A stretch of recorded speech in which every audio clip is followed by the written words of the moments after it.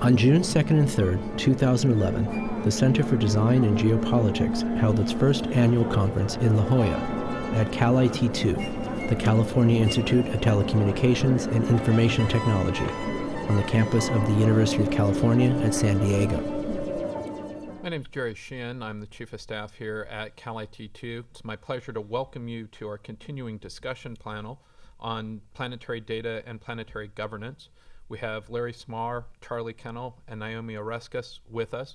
And what I wanted to do to begin is just to ask each of them if they could recapitulate their presentation that they gave, since this will be looked at asynchronously, and we'll use that as a foundation for a future discussion among the panelists and with the audience over the course of the next 45 minutes.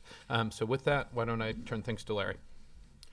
So the main point I made is that if we look at past episodes in which the population of the world has been given facts about how their future behavior are going to have bad consequences for their later life, by and large what we've seen in the case of smoking and obesity is that they go right ahead and do it anyway, and the system gets much, much worse. And that we take those lessons to the current concerns about climate change. That tells us we're in a socio-technological problem, and the socio aspects are probably more important at this point than the scientific or technical data. Naomi? So I followed up from that and said flat out that I'm depressed. That I'm depressed about this issue in part because of what Larry said, that I think the Enlightenment model has failed, that we know, as Larry pointed out, that people are not very good on acting on information. We're not very good on acting on what we know.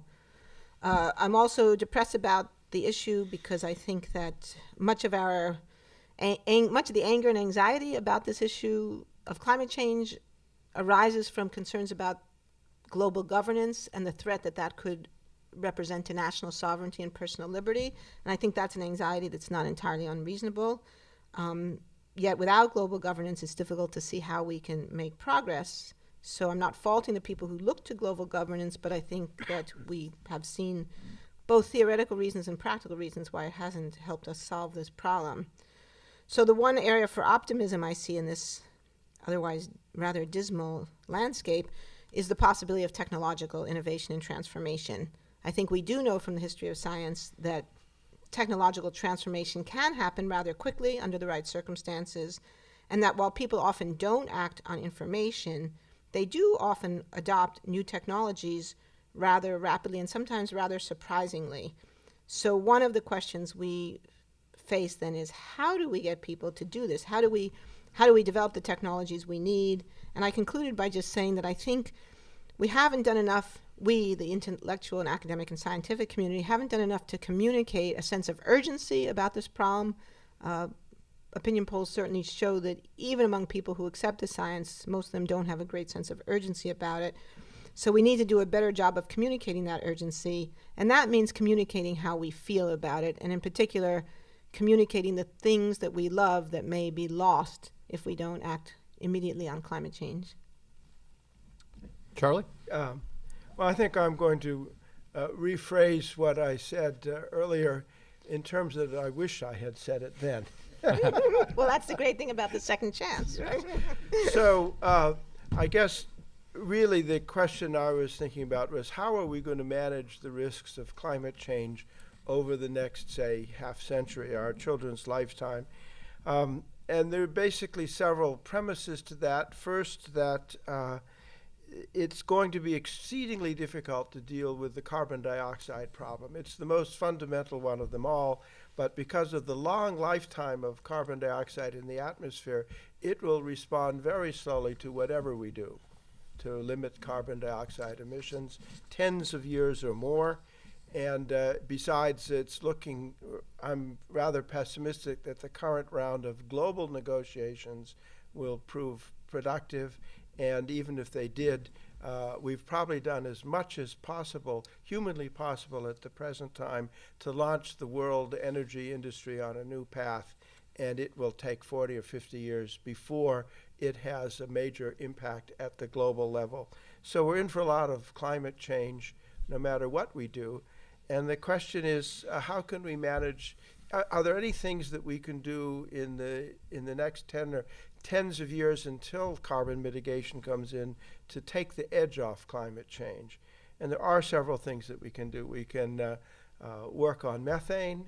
We can work on other greenhouse gases. We can deal very delicately with air pollution, because if we do it wrong, we'll get more warming. And I think from the governance point of view, the most important thing that happens is that when you look at taking the risk off climate change, you turn the problem from a global to a local and regional one. And it's a distributed problem because most of the decisions about methane are taken locally. They're agricultural issues. Also, at the same time, most of the preparing to adapt to the inevitable changes, all of those preparation and main decisions are made locally. How are you going to make your own town more resilient to sea level rise or tornadoes or what the changes might be? And so if then you believe, as has happened in the climate world, that what the world of science assesses, in other words, predicts what will happen, actually determine the decision options. Thus far, the assessments have been global. But in the future, they'll have to be highly distributed, and we'll have to go away from a centralized assessment into always-on information systems that support people as they make decisions. And that is where I share Naomi's enthusiasm about technology, because I think that may, in fact, make the whole world much more able to cope with its climate risks. And I would just point out that we have to deal with something that will change the world in the next 30, 40 years. It takes about 25 years to build a fighter plane these days, but I noticed the internet spread around the world materially in about 10 years. So I think it's possible, but it's not going to be easy. Let me ask a first question, then sort of following on that thread. If we think about global climate change as the ultimate tragedy of the commons played out in our lifetime, without global governance structures and an international regime that works to solve the problems, we've still seen little pockets in municipalities, in states, in provinces, internationally, where there is dedicated climate action, even here in the state of California, which again has often been thought of as an experimental base for the rest of the nation. And the question that I wanted to pose to the three of you was, if we look at subnational governments, either down at the state or province or even municipal level, what would be some of the key novel technologies or social strategies that we would need to begin to implement to affect change? And then second of all, more of a meta question, is can we actually solve or even take the edge off of climate with these individual actions, or do they somehow need to be globally coordinated? Yeah, that was a lot, especially when you added the second question. Yeah. But let me just say one thing that relates to the first part of your question. So first of all, I think that the whole idea of the tragedy of the commons has been one of the most unhelpful and in some ways damaging ideas that has had major currency in the United States in the last 50 years. Because if you actually look historically, and it's really interesting that that article was written by a biologist who actually had never studied commons, never studied environmental policy, didn't actually know anything about environmental policy, and concludes the paper with a rather startling call. And if you haven't actually read, this is also one of these papers that everyone cites and nobody reads, but we did read it at Scripps with my students and Jeremy Jackson this year. At the end of it, he calls for an almost totalitarian control on population. I mean, it's a staggering article. So people should read it and then really think hard if they want to be invoking that particular article. But the fact is, the vast majority of major environmental problems, of which global warming is one, are not actually problems of the tragedy of the commons, which is to say they are not the result of just individual people by themselves rationally acting their own individual self-interest. That's part of it. It's certainly in the individual self-interest of some people to drive big cars or, heat their homes very warmly or whatever it is. But they're also the result of very conscious and deliberate government policies. So in the case of climate change, just to pick out one example, according to the World Bank, the world spends $700 billion every single year in subsidies to the fossil fuel industry. That's more every year. That's a TARP, right? Every single year. So the bailout, which so many people are upset about how much money we spend bailing out banks, we're doing that every single year to bail out the fossil fuel industry. And yet there's almost no discussion about that. So why is that? Why aren't we talking about that?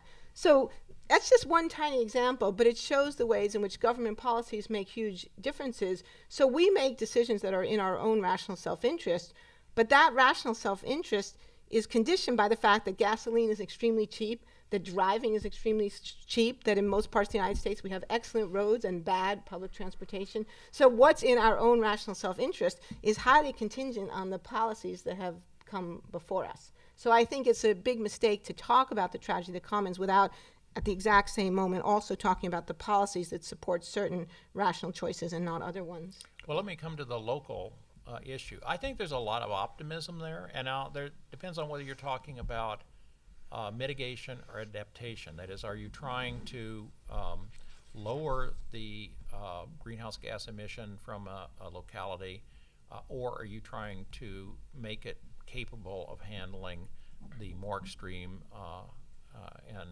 disruptive climate change that will come to the future? But let me just talk about moving to a low carbon economy. I mean, but what's going on, roughly speaking, is a great big S-curve over a couple hundred years in which the world's energy source is going from high carbon that was easy to take out of the ground, that took actually many hundreds of millions of years of solar energy getting trapped into vegetation, which then became compressed and made coal, oil, natural gas, and so forth.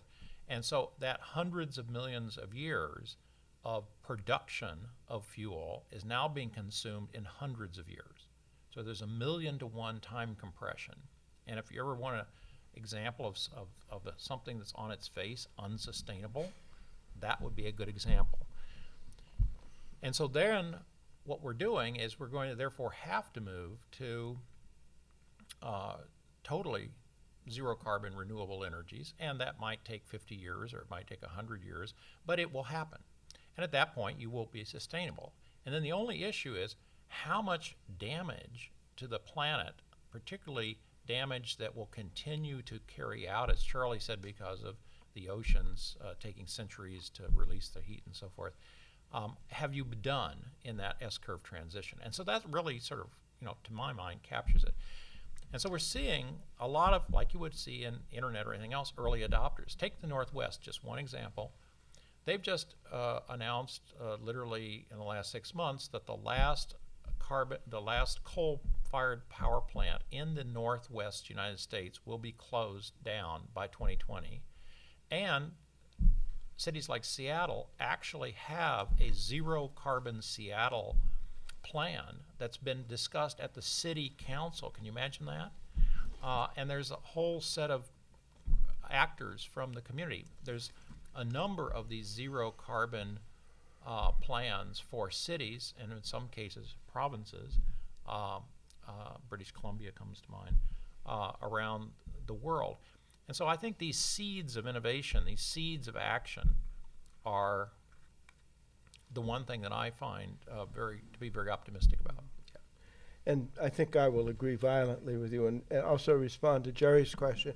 He asked, can't we take some hope in the regional and local initiatives when we don't see any at the global level? And the answer is certainly yes. And I think the reason is that I've said on several occasions that the most important question in environmental science is what's going to happen to me. And but what that really means is that at the regional level, not everybody in Southern California is going to suffer all of the problems of climate change. That the world will, they really want to know which are the most important things that are going to happen in the future. And at the same time, the smart people are saying, well, gee, you scientists who keep telling me the past is not a guide to the future. How in the world am I going to try to assess what is important to us in the future, what we will have to do to adapt, and what we will have to advocate at higher levels about mitigation? And this is where I think the scientific community can continue to play a role, but I think in an entirely new social form. And the reason is, of course, you have to make forecasts about what's going to happen to the things that people in the region care about. Southern California, we care about fires. So as you begin to make these forecasts, then the decision makers can begin to figure out how they'll respond. Now, at the same time, the question, of course, this has to happen all around the world. It has to happen in every single region of the world. And how are you, in some sense, going to get that to occur? There's a limited capacity in the international scientific and policy community to be of help. And how are you going to speak to the local decision maker and produce motivation for that decision maker to actually take action? So we thought about it a bit, and we thought that the assessment process should borrow a technique from our children and create a social network. And this one would be a managed social network that we've called knowledge action networks, in which you take the best that the international technical community can provide. You work through regional leaders, and they themselves recruit the local decision makers and the stakeholders into the process of deciding what you need to do what they need to do to adapt. And instead of, as the IPCC has done, hold the decision makers at arm's length, you have to bring them directly into the process so that they, having seen how the assessments and our conveyance of knowledge actually took place, they will have more confidence and be more willing to take action. So let's talk about the implications for sort of scientific communication. If we look at global climate change as an example of overwhelming amount of scientific evidence, no real doubt in the scientific community. As Naomi pointed out, I think in her brilliantly phrased book, these merchants of doubts with just little pinpricks of, well, but this doesn't match that, have been able to raise uncertainty and fear, which has stopped policymakers from feeling confident that they can move ahead. Is there in this sort of information warfare that goes on now in what is a very scientific and at the same time political endeavor, is there a scientific guerrilla information warfare that could go on to combat, or are we stuck in asymmetry where there is sort of the truth and the facts being chipped away don't change the nature? What are the tools that scientists could look at to tell the story of what the impact of climate change is in a way that a 150-page to 200-page manual, which is never going to be read by a layperson, actually isn't doing nowadays? Yeah, Charlie may have a different view on this, but I actually think, and I said this in the first half of our meeting this morning, I actually think that scientists can't do it. I mean, a few scientists can. There's the rare scientists like Carl Sagan, who was a brilliant communicator. But in general, I think scientists are ill-equipped to communicate the broader implications because it's not what they do. It's not what they study. It's not their expertise, and it goes against the grain of the personality of most scientists. So I actually think that other people need to play that role. I think it's asking, Saint-Exupéry once said, you can only ask from people that which they can give. I think we're asking scientists to do something that they really can't do. There's some things they could do. They could write a better summary for policymakers, for the IPCC, there's a few things they could do. There's certainly room for improvement. But in general, if we're really going to communicate about what's at stake, about what's going to be lost, about the human suffering and dislocation that will occur, about the massive losses of biodiversity, about the damage to coral reefs, about what it means for us as people, or as you said, what does this mean for me? How's this going to affect me? Or as one congressman once said to me, what does this mean for my congressional district?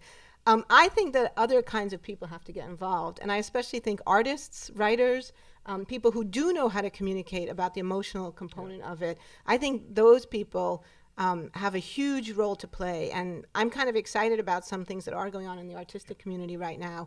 And I see that as a really potential helpful collaboration if scientists would work more with writers and artists to explain what they know and then let the writers and artists speak about it. I couldn't agree with you more, and this is where perhaps I didn't explain the concept broad enough. This is where I thought these new forms of social networking could really make a difference, and because it would connect people up. And I think that as you work in a multidisciplinary way, it's one thing to read somebody's work or look at it abstractly and never talk to the person. But I think trust is exchanged at the interpersonal level through social networking. And as you build a network of trust amongst the different disciplines and including the decision makers, eventually you arrive at many more people will arrive because they're participating at a much broader and more and a view that is suited to the scale of the problem. I just want to throw one thing into the mix that we didn't talk about, which is the economic interest. You know, if you take the two areas I talked about, smoking, the companies that are involved in tobacco are some of the most sought after stocks, dividend-producing stocks, by pension funds, by groups all over the world. They're very profitable. If you look at what are two of the most well-known global brands, almost symbols of America, Coca-Cola and McDonald's. And Marlboro. Both, all these are directly engaged in what is causing the obesity epidemic. Just watch Super Size Me as an example. Not to say that McDonald's doesn't have salads. It's a good move. I like that's good. But the point is that it's very profitable. So when we get to talk about big coal and big oil, sometimes when it's just in the climate, it sort of sounds like, well, gee, that must be being paranoid. But all you have to do is look at why Obama failed to be able to get through a cap and trade program. It wasn't because of Rush Limbaugh and Fox News. It was the Democrats that were owned by the coal companies that voted it down. And that, after all, he got health care through. I mean, if you sort of think about the votes, right? And if you, I really recommend everybody go see a new independent movie that's just coming out talking about the arts called The Last Mountain, which talks about mountaintop removal for coal mining in Appalachia. I just saw the premiere of it, and it is stunning. And as bad as you might have thought things were, and in terms of the human and environmental impact of this sort of thing, it's just overwhelming, actually, as a documentary. Can I say a little bit more about this, too? I mean, the issue of government policy and governance is huge here. And there's an interesting additional component to what Larry talked about earlier with respect to tobacco. So it is true that globally tobacco, cigarette smoking continues to rise rapidly. Trillions of cigarettes are smoked every year on the planet. But it's also true that in the United States, far fewer people smoke today than did smoke in the 1950s. And I would say, by the way, the Surgeon General's report in '64 simply summarized what had actually already been known for about 10 years. So government policy does make a huge difference. And that was a case, I would say, where actually a combination of information and government policy and leadership made a difference. So the combination of a lot of information, which the tobacco companies tried desperately to undermine, but not entirely successfully, the leadership of the Surgeon General, and government policy, first in taxation that made smoking much more expensive, so dealt with the external costs of smoking. And then, of course, ultimately the government policy of prosecuting the tobacco company for criminal conspiracy under the RICO statutes. So what happened in terms of the total smoking was the problem got exported out of the United States, and that's not good. But on the other hand, there's some small ground for optimism if you at least look within the United States that their information with price signals and leadership did make a difference in American behavior. And the Chinese, as you saw, are now beginning to enforce smoking bans in China. So, And the good news, I think, is that it was done in a democratic society without totalitarianism. That'll make some of the critics happy.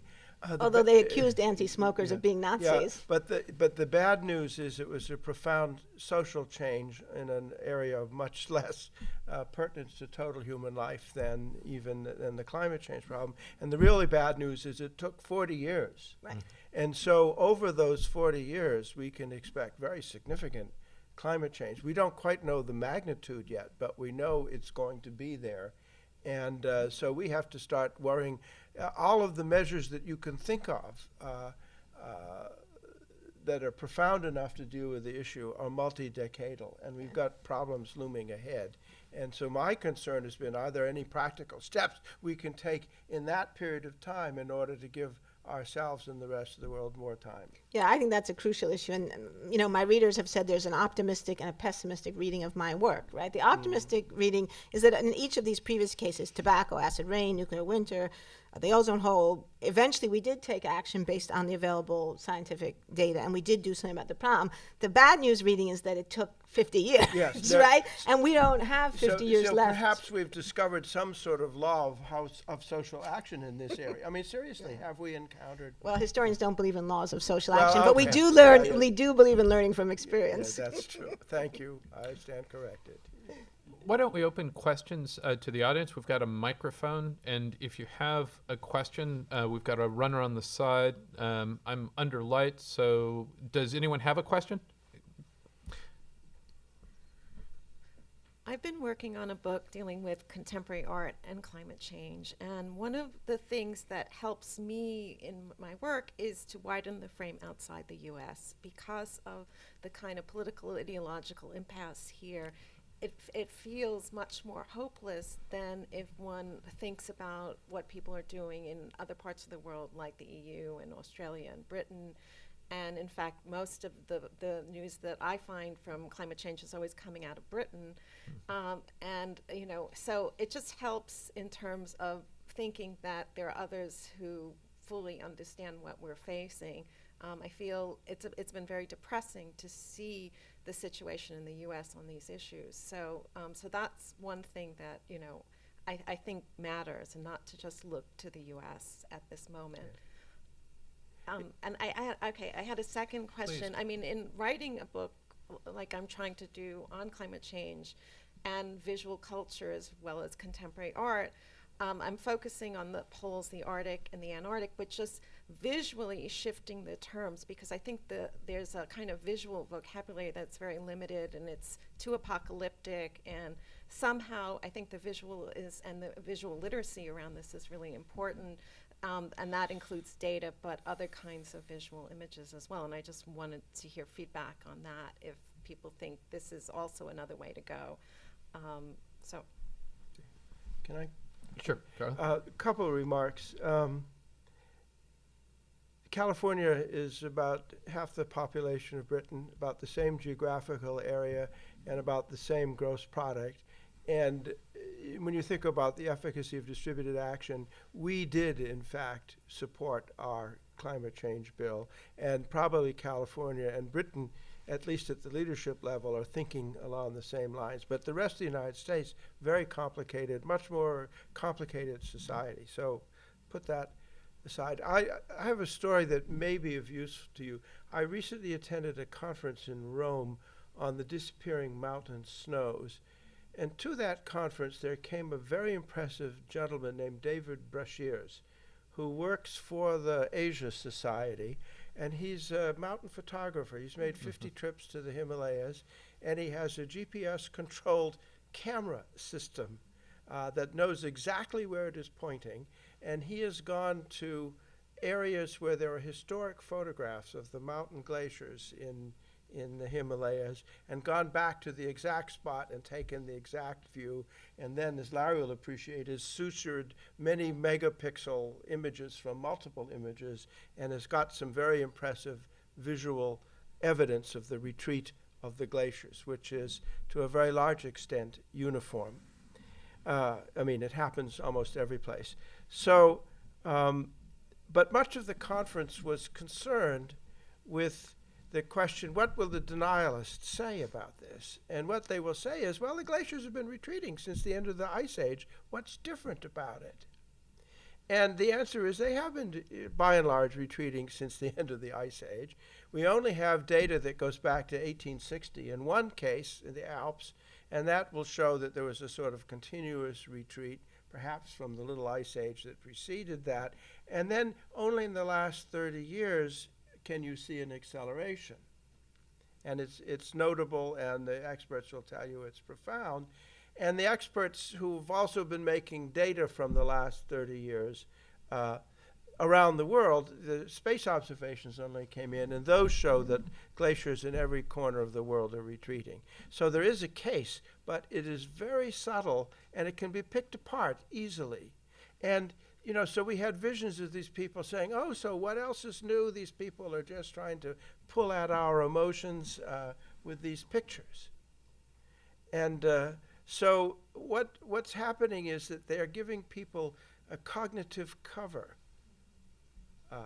to deny even the images, which I think are far more prepossessing and to many people far more convincing than the data.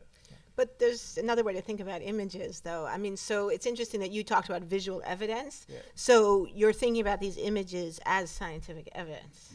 And you're absolutely right that any scientific evidence can be challenged by a person who's sufficiently determined to do so.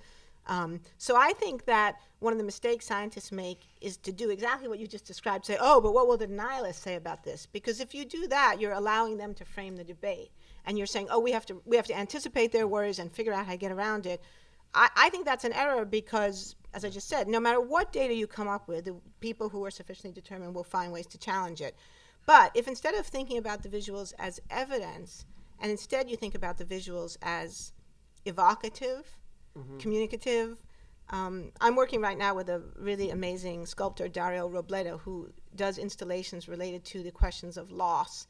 And his installations are incredibly complicated, and when you first see them, most people would probably think they're very strange. He does things like melts down records and turns them into other things, and he's constantly working with transformation of materials. But what he succeeds in doing, when you sit or stand with his work, you feel it. You feel what it might mean to lose glaciers. I mean, he did an installation related to work he did in Glacier National Park. And if you were to try to explain in technical or scientific language why you feel what you feel when you see this work, well, of course you can't, because that's what art is all about, right? And yet, to me, it's a far more persuasive argument for the significance of what's at stake than, the thousands of pages of IPCC reports that I've plowed through. I agree with you, by the way. I just wanted to say that's what they'll say, and that's how we reacted to that. So I actually was really tempted, since I have always worked with artists for decades, even though I'm a scientist, to collect a number of visual images that in my talk. Maybe if I give an hour version, I'll do that. But what I was impressed with, if you just go and Google image the term smoking or obesity and so forth, what you find is that there are very evocative visual images on both sides. Mm-hmm. So, think of all of the movie stars of particularly the 30s, the 40s, the 50s, in these incredibly romantic cigarette smoking poses, right? I mean, it's almost like, how are you going to, get the opposite sex interested in you if you're not smoking? And then there are these, of course, very visual skeleton smoking, people on respirators, showing what happens to you and so forth. Take Rubens. The classic notion of beauty was what we would now say, well, that's a pretty high BMI on that naked woman. On the other hand, you look at climate change, and the pouring out black smoke from the smokestacks was the symbol of America. And in fact, it's on the seals of states. I mean, very visual image, right? And at the same time, you have the, of course, most evocative of the single polar bear floating around on an ice chunk. So what I've been amazed at is how the visual arts are used in both sides of these battles quite effectively.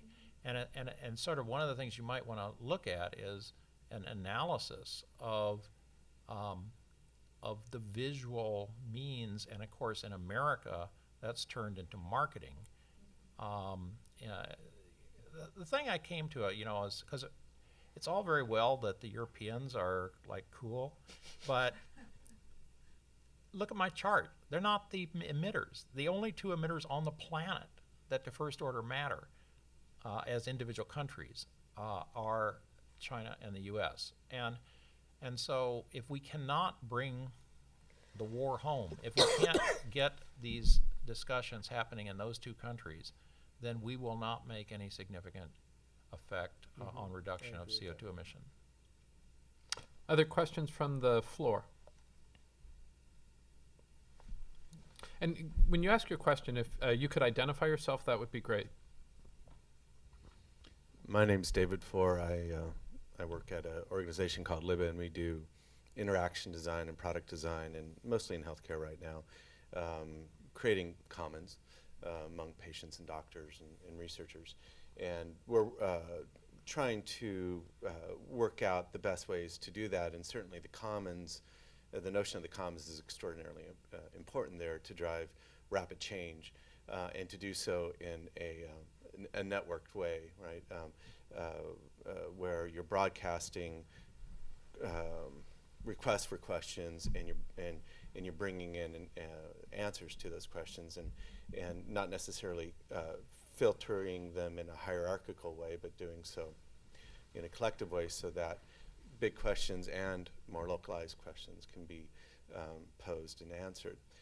This notion that has come up about a network of a similar sort of network to combat, to understand some of the issues associated with climate change, both globally but also driving down to the local level, is one that's really been intriguing to me for quite some time, owing to, in part, some of the success that we've seen in sort of crowdsourcing a better understanding of what's going on geologically and biologically all around the world.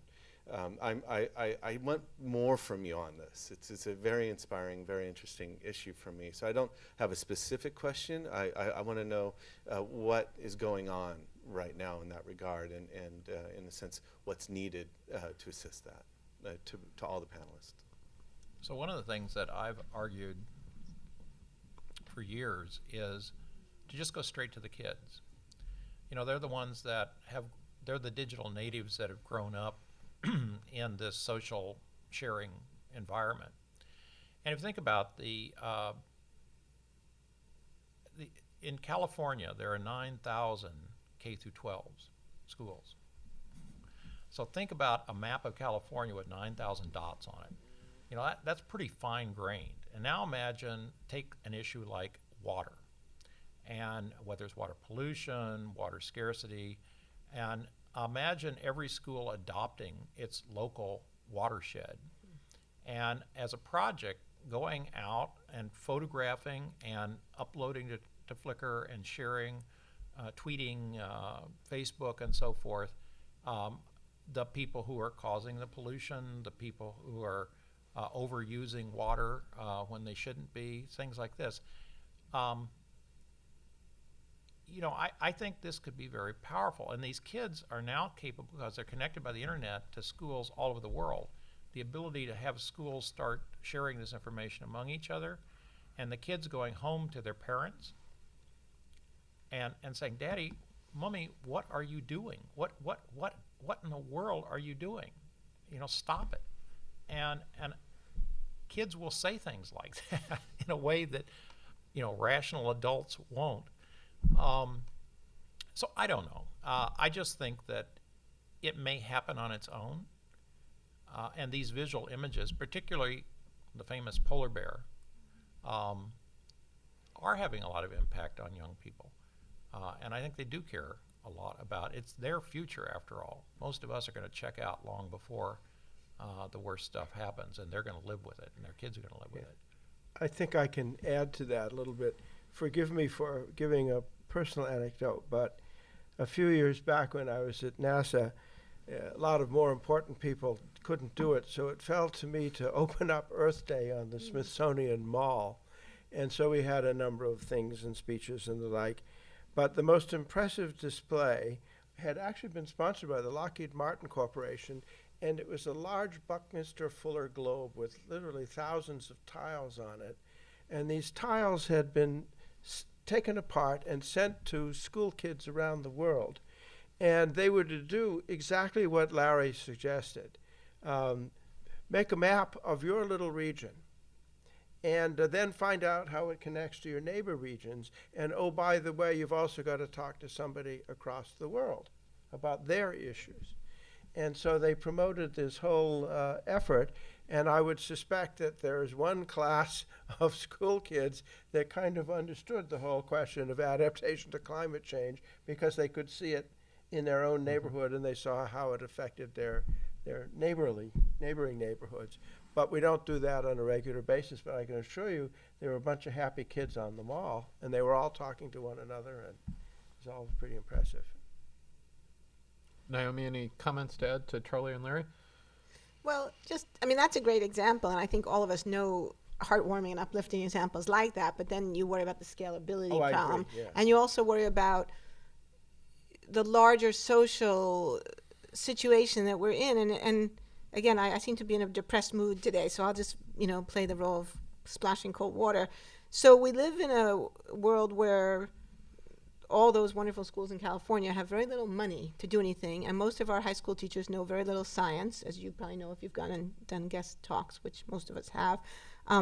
And because they have so little money and they know so little about scientific questions, they actually are extremely vulnerable to attempts to balance the issue. And so one of the things we know from our historical research and others as well is that often school teachers receive unsolicited materials in the mail on the energy situation or the harms of tobacco that are actually produced by the regulated or should be regulated industries. And often school teachers don't realize that these materials are not objective, or because they don't have other materials, or because often these materials are done very well. Often 90% of what's in them is fine, it's good. In fact, sometimes they're really well done with very good summaries of the science, good graphics, good visuals. Sometimes they'll give teachers PowerPoints to go with it. And then, oh, by the way, there's a little 5 or 10% at the end about how great coal is for you, or something like this. So this is a really deep, difficult problem, right? And then it makes it difficult to talk about without talking about these much larger problems of why our schools are underfunded and why we don't have good scientific textbooks. And then you start to despair because everything is related to everything else, and it starts to look kind of hopeless. Well, I'll just be more depressed than you. No, you were supposed to give me optimistic. You don't have a monopoly on depression. Oh, okay. Prozac will be given out as you leave. Yeah. It's not good enough. Yeah. I mean, just look at the evolution debate in our schools, and exactly this: the folks who, 150, 60 years after Darwin, don't believe in evolution, which is to biology the way that Newton's laws is to physics. It's just biology does its biological thing through what we now call evolution. And they don't believe in it, even though they're biological entities themselves. So this is pretty amazing world we live in. And they target the school boards. And I'm one of the 4 science advisors to the PBS NewsHour, Lair NewsHour. And one of my colleagues on that was one of these scientists who's a saint that goes around and actually takes an enormous amount of time to testify at the school board hearings over which books are going to be used or not. It goes to the courts and goes expert witness and so forth. If that's the state of if that's the intellectual state of our culture, then something that's comparatively recent, like climate change, what chance do you think we have? I agree. Charlie, you want to? I agree with join this? I agree with everything pessimistic that I've heard, but what I was thinking about was in this textbook and debate that people are working through command and control type of structures. And they've overtaken these structures and they bring pressure to bear and so on and so forth. And so that was one thing, is that maybe the area that we should be looking at is how those decisions are being made. And then I'm mindful of your thing, that people adopt technology quickly. Right. And the internet spread around the world, and people have developed whole new methods of social interaction in the last 3 years, and we've changed the public publishing industry in the last 3 years. And so there are ways of creating change, and I think most of it starts from a kind of connectedness amongst bottom-up efforts. I And totally so I agree. think Yeah, I think you have to look at the, you have to look at the seeds of innovation that are occurring around. Well, in all let of me these let me areas. switch back to being optimistic, which, like Naomi, is my natural state. No, I mean, I think the schools in our country are. That's not the right way to go. The kids themselves are the people who have these technologies. I mean, they pull out their iPhones or Droids. They don't need a teacher. They're able to find vastly more information about any topic they want than their teachers could ever possibly know. And they know how to use both thumbs. Yeah, and so I think they're taking this on and self-organizing among themselves, more or less along the lines we saw in Egypt and Tunisia through Facebook and Twitter. That sort of uprising out of nowhere could happen any day, and I think it might take some more of these horrific national and international disasters, whether it's Japan, Katrina, Tuscaloosa, Joplin, Russia, Pakistan, where these extreme events are happening. But I think that my optimistic side just thinks, look at Facebook. There are 50% more people inhabiting Facebook than men, women, and children in the United States, and it didn't exist in 2000. So it's what Naomi and Charlie are both saying, that technology can change the human equation on an incredibly rapid timescales. Now, having said that, it still, from a capital investment and a regulatory investment, is a 30 or 40 or 50 year period to change the energy generation system and the transportation fleet of the planet.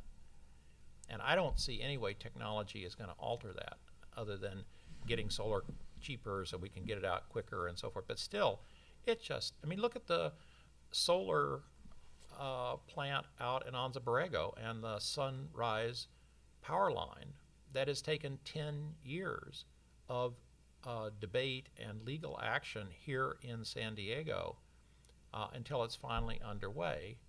And I actually have gone through the International Energy Agency's projections of what it would take in terms of the wind and the solar and everything else to do this transformation from a high carbon to low carbon economy. That Anza Borrego has these giant solar dishes, 36,000 of them. Okay? And it's taken us 10 years, every year between now and 2050, just to do that solar piece. We have to be installing somewhere between 30 and 50 complete systems like that every year for 50 years.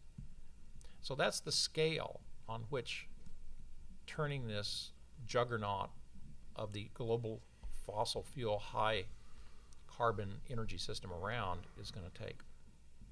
I believe there was another question in the audience off on the side.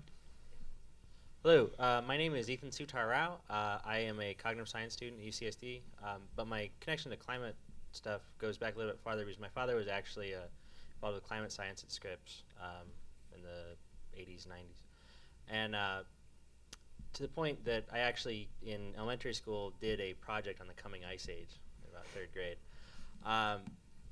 The thing I've noticed, though, is even growing up to this whole thing, is that the way the debate is framed is very poorly set up for your position, because even in this talk, the focus has been on sort of a moralistic issue, that like Charlie, you said that the sins of the past are basically heated up the ocean, and it's going to take generations to lose that.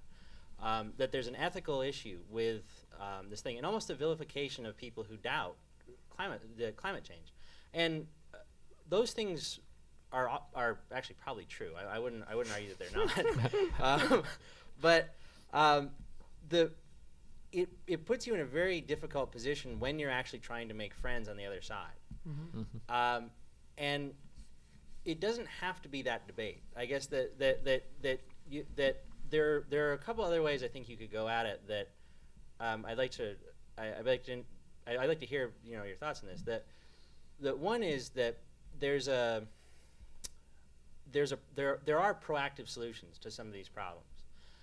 That it isn't just about self-denial. It's not like we do need to reduce carbon, but a lot of things that reduce carbon actually are very economically beneficial. Right. It's like Paul Hawkins said that like having more efficient cars is actually more economical because they use less fuel, which costs you less money. Right. Like like Naomi, you were talking about how science is collecting data constantly, but where does that go? Why are we doing that? It seems like there needs to be a change in focus toward actually figuring out ways to make life better with less carbon. And because it's actually, I think there's a fundamental argument that we don't have to have a worse, poorer, less interesting society that's less carbon, that uses less carbon. Right. We can actually have a much more interesting society. And so I think that message of hope needs to get out if you have any chance of ever succeeding in this endeavor. Yeah. Well, first of all, I tend to agree with you, and I have actually been impressed that many of the large corporations are way ahead of the government in moving to greener processes because it's greener, meaning it saves the money. So I was actually talking to the CEO of one of the large chemical companies at a national meeting, and he was saying that they've reduced their energy input while increasing their output, something in double digits, 15-20% a year for multiple years in a row, and that they've actually installed that as part of their annual process, so that they're becoming more and more carbon efficient, meaning that the dollar figure of their output per unit of carbon absorbed or emitted in the atmosphere is growing. And so I think it's companies like GE, Dow Chemical. There's the companies you wouldn't necessarily think of are doing this. Many of the IT companies are also doing this. And for instance, if you take LCDs, which we use a lot of here at Cal IT2, the next generation that we're looking at buying are going to be 5 times more energy efficient than the ones we have now. And so I think there are these trends, and this comes back to Naomi's thing that in some ways technology may be our only hope for getting out here. On the other hand, so that's hopeful, but the scale of this problem is what is almost impossible to see how you're going to handle it. It's not like the internet spreading throughout the world. The regulated utilities that run the power generation worldwide are glacial, in their way. Remember, it wasn't the telecom companies, which are the analog, that brought us the internet. They were, in many cases, against the internet. And it was sort of, so if we could, the only thing I can, there's in the venture capital community that has spawned 1,000 startups in energy in the United States over the last decade. There's for solar, there's this term that says think brown poles, not silver poles. And by that what they mean is put the electrical generation locally. As you fly out of LAX, look at all those vast acreage of roofs that could be covered with solar cells, right, in LA that aren't.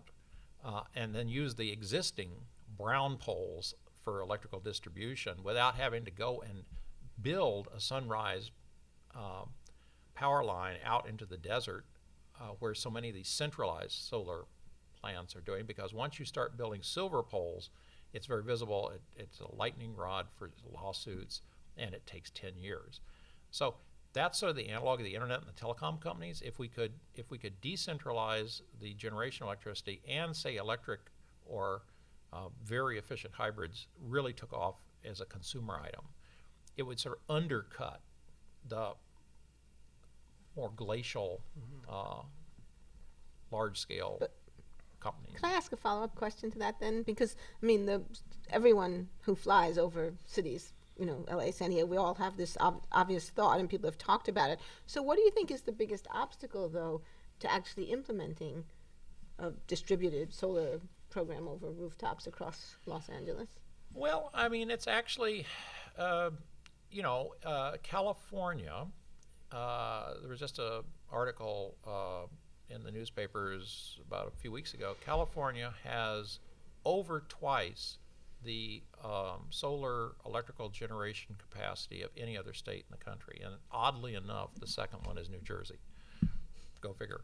It's like Germany. How is it that Germany, up in the north, where you'd think the sun, would be very faint, how is it that it is one of the fastest growing, one of the largest installations of solar in Europe? And if you look at this campus, and this is another area that I have written about of the campuses being sort of the vanguard in the counter-revolution, there are, on top of all the parking garages, all of a sudden, in the last 2 years, there are between 1 and 2 megawatts worth of power generation from solar cells just sitting on the top of the parking garages. So I think probably a lot of it has to do with regulation, has to do with subsidies, which I'm not a great fan of, but if they are known to be going away after a certain period of time, then the market can adapt and so forth. But California, for all that we could do a lot more, is over a factor or two ahead of any other state in the country. So I'd like to comment on your remarks about the ethical argument. And in my talk, of course, what I did say was that it's the properties of carbon dioxide themselves that provoke the ethical argument. Its long lifetime and the inertia of climate change once set in motion, affecting the globe around the world. So that's the principal ethical argument, but the use of that ethical argument has poisoned the political argument amongst the large majority of people. And the reason is that it was probably misused. You're condemning people who were doing, by their own lights, the right thing. They were building the economy, they were lifting the world out of poverty, they were developing human welfare, and all of the things that they thought they were doing that were good, they're suddenly being told you're condemning future generations to a miserable fate. And they themselves are not ethically responsible for that. And so you've been accusing people who, by the lights of the society they live in, have been behaving ethically. Well, I don't think you can say they've been behaving ethically. I think you can say they've been behaving neutrally. And most of us have just been living... With regard to this problem, but yeah, most of us just been living our lives without really thinking about it one way or the other. But you think of yourself as an ethical person. Well, so did the Nazis. So the fact that you think of yourself as ethical is neither here nor there. But I agree that it's no use politically telling people that they're bad people. I think that's a bad strategy. In the immortal words of Richard Nixon, I am not a Nazi. Right. But, I mean, it's a really problematic issue, I think, because I agree totally on a strategic level. It's no use telling people, you're lousy, horrible people, you're evil, and you need to do what I'm telling you to do, right? That's not a good political strategy. And I agree with what you just said. I think the vast majority of ordinary people just live their lives, go about business, and they're not really thinking about it as an ethical question. People who build power plants and stuff, I think that's a slightly different problem. But at the same time, there is an ethical dimension to the problem, which is, as Larry's been emphasizing, vast majority of greenhouse gas emissions today come from China and the United States. If we look at it historically, then we had a few more countries in Germany, United Kingdom. That small number of countries has produced the lion's share of the greenhouse gases in the atmosphere, but all of the world will be affected by the changes, and some of the places that are affected, like the Maldives or Tuvalu, are places where people did not benefit from burning those fossil fuels. So that's a classic ethical asymmetry. So it's not wrong to point out that the issue has an ethical component, but I do agree that it's strategically wrong to make people feel bad, because if they feel that you're making them feel bad, that's no way to make friends and influence people. Right. That's fine. Okay. And I think actually the whole issue of the scientists haven't scared people enough yet is another non-starter. I just don't think that's a productive path. I think, as you say, giving people hope, and one of the things I'm in the process of doing is beginning to put together talks of all the hopeful seeds of change that I see around the world, because I don't think people know enough about what can be done and is being done. And this is one of the areas where visual arts can really help amplify the message. But I think that there is this iron law of consumerism that, you know, if you look at the polls, actually for decades there's been more than enough majority of public opinion that would support doing something about climate change. But when you then ask them, okay, if we're going to raise gasoline to $5 a gallon, how much are you in favor of this? And then what about $6 a gallon? Now, we haven't even gotten to the price of gasoline in Europe today, which is a lot more than that. But in America, the percentage that says they're willing to do that, you know, to take action on the problem, just plummets to zero quickly. Yeah, and so you've got to somehow think that is the people that you're trying to get to do something different. So that line of thinking is just going to be not productive, and it's going to waste years in which some other line of thinking that might be more productive, like you're saying, if you do this, like at my house, I've installed EcoDog, which is a startup here that actually puts little things on all 12 of, or 16 or whatever, of the lines from my fuse box into the house, and then it gives me little graphs of how much the refrigerator is costing me and how much the, you know, wine cellar is costing me or whatever. And so I've been able to, with my wife, to go around and realize that because, you know, the people in our neighborhood that say we have to have the lights on all night, you know, this was costing me a bunch of money. And so, by the way, going out and changing those to LEDs, I saved a lot of money. Now, even though there was a capital cost in getting the LED, there was a quick payback. So I think those kinds of things are actually getting people excited about doing it, are really probably much more productive. You know, we have talked about the hopefulness that in the U.S. and in California in particular, we've managed to reduce the scourge of smoking. But there is a kind of inertia to decision-making on, or major social changes on a global scale.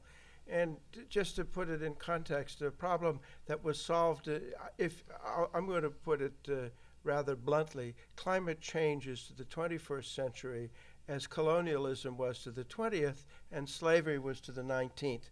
Large global social issues. And so now let's take a look at the history of slavery for a moment. The first mercantile capitalists in England made a fortune off slave-dominated industries, especially in the West Indies. But in 1809, the Parliament passed a law not outlawing slavery, but just saying that you can't transport slaves in English ship. That was the beginning. That was Bishop Wilberforce.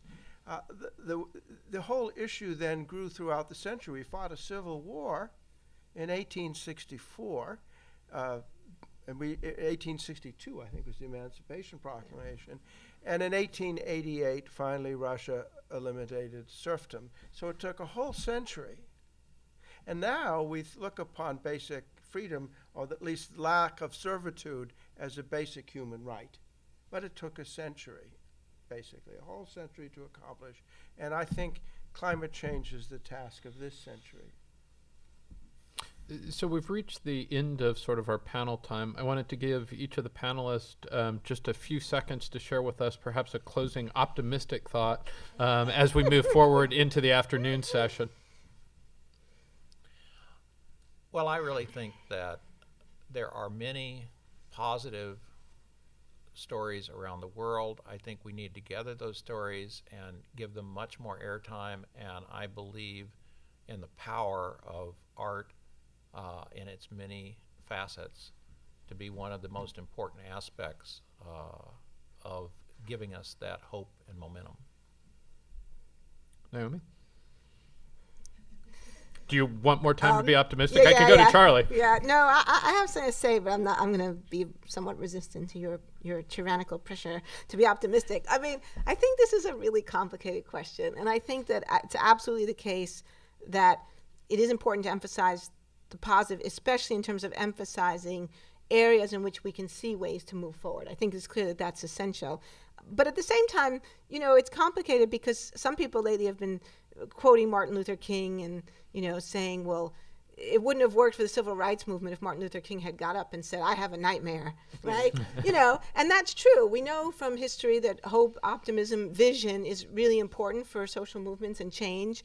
But at the same time, Martin Luther King didn't have to tell people that he had a nightmare because the people he was mobilizing were living that nightmare every day. They knew from their own lived experience what it was like to be black in America, particularly in the South, but not only.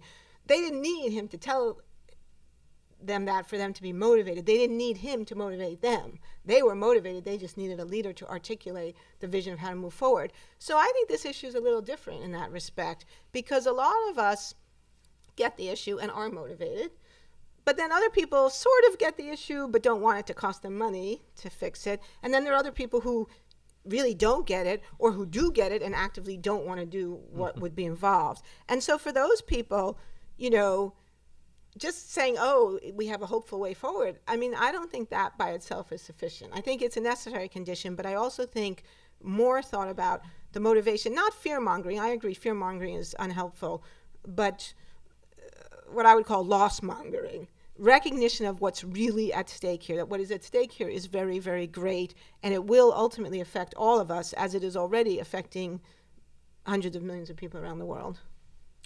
You want the hopeful statement? I don't want You anything. I want you to tell the truth. Okay. This is the way I would phrase it. We've built a society that has transformed the face of the earth. We built a society that in the last 50 years lifted more people out of poverty than ever before. And the side effect, the very serious side effect, is climate change.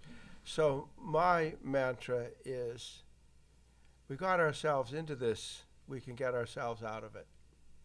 Yeah, and that's what they said on the Titanic. Just kidding. Well, there you are. But the point was that we've generated such social and economic power that we can do this to the face of the planet. We can also fix it. But okay, I agree. Yeah. And with that, before anything changes, let me thank the panelists. Thank you very much.